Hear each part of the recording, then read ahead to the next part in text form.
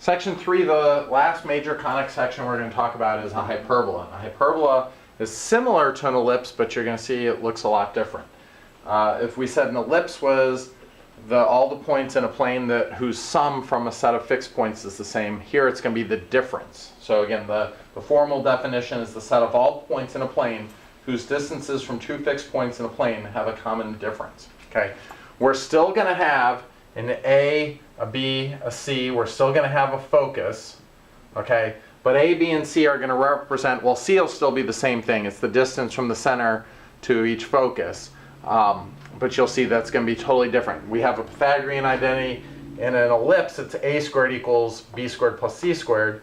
In a hyperbola, C is going to be the biggest value. So being able to keep these things straight is going to be important. Again, just like with an ellipse, we had some ellipses that were wider and some that were taller.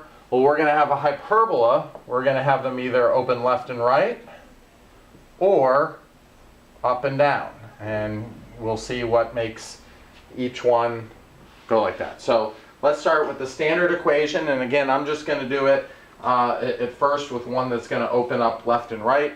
And then we'll talk about it and see what it would look like if we open one up and down. All right, standard equation.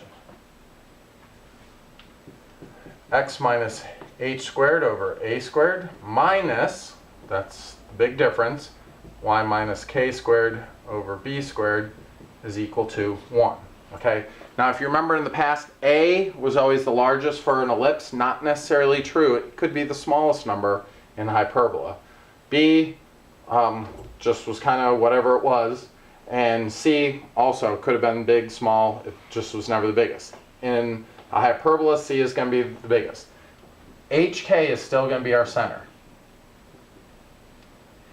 A is going to be what we call the semi-transverse axis. Or in other words, 2A is equal to the transverse axis. B is the semi-conjugate axis. And then of course C is the semifocal axis. Okay, so that should define all the basics, and we'll do an example and see what it looks like next.